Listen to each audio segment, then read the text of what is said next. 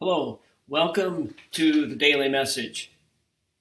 As you can see, I'm confined to my man cave to make the daily message over the next today and over the next few weeks.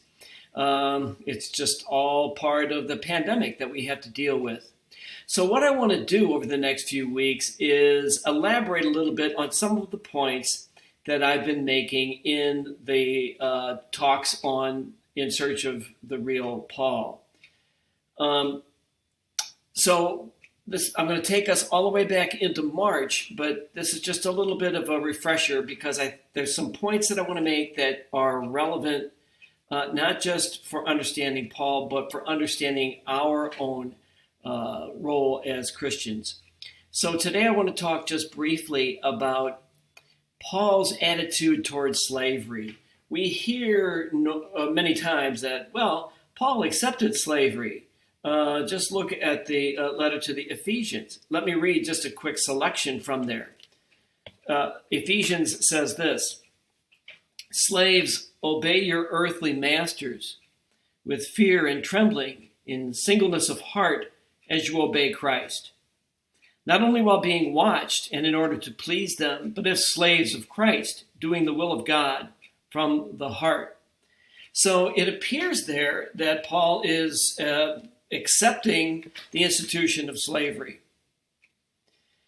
But as I said in the talk, that's not the case. Why? Because the letter to the Ephesians very likely was not written by Paul. I would refer you instead to the letter to Philemon, in which Paul is pleading with Philemon for not only the acceptance of his former slave Onesimus, but also that he free him from slavery, that the two of them be considered brothers. So why is that important? I think it's very important because this renders the message of Paul, the overall message of Paul, consistent with that of Christ.